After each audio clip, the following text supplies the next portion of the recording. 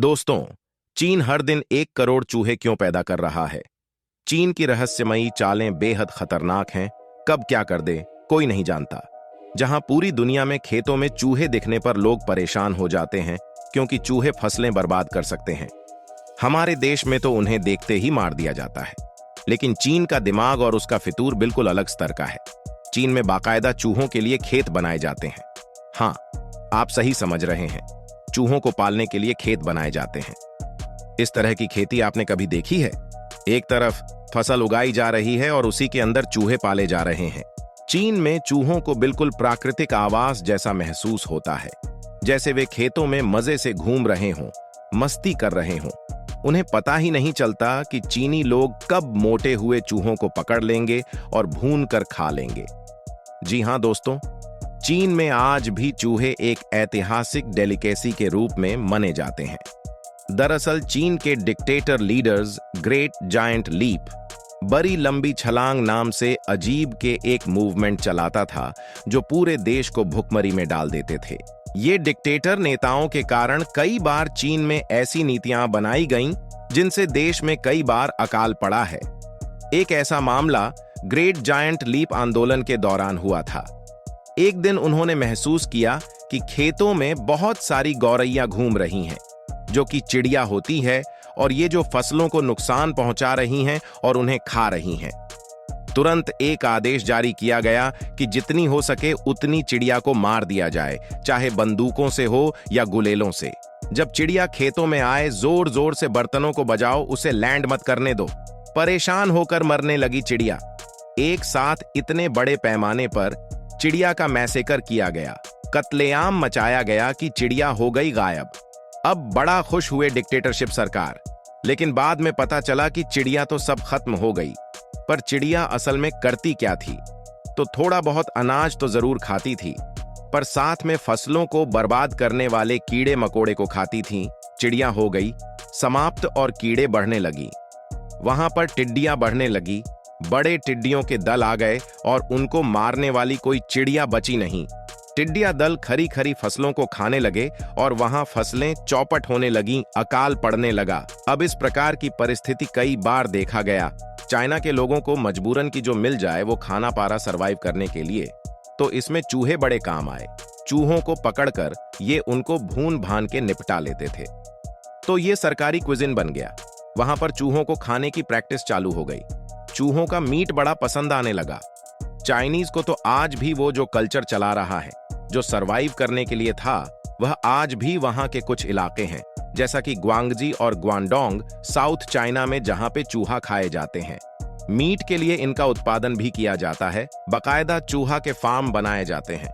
खेत के अंदर चूहों को पला जाता है। इस प्रकार के वहां केज बना दिए जाते हैं। केज मतलब हमारे जैसे मुर्गियों को पालते हैं वैसे लोहे वगैरह के मेटल के केज नहीं होते। बाकायदा सीमेंट कंक्रीट का इस्तेमाल करके वहां पर बनाया जाता है।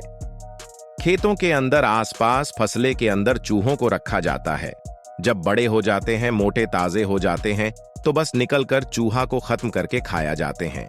मीट का प्रोडक्शन बड़े पैमाने पर करके चाइना वाले काफी पैसा भी कमा रहे हैं। मीट वहां पसंद किया जाता है।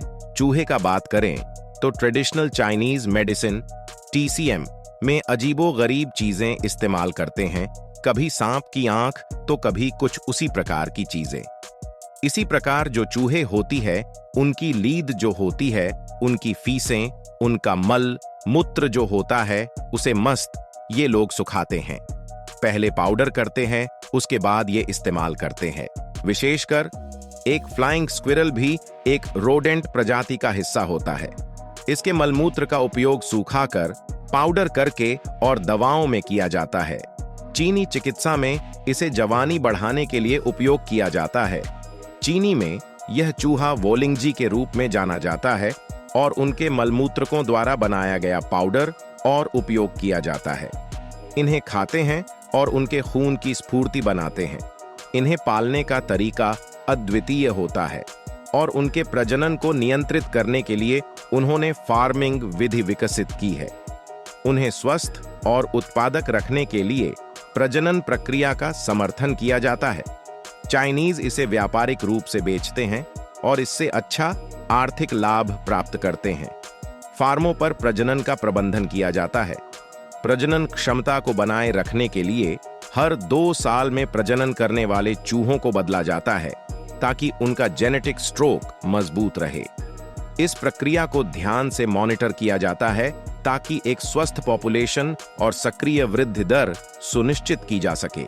अर्थात चीनी विचार भी इसे आर्थिक लाभ के साथ जोड़ते हैं।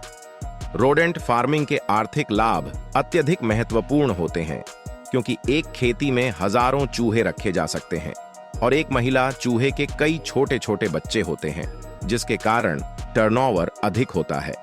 इसके अलावा चूहों का मांस भी उन्हें उच्च दाम पर बेचा जाता है।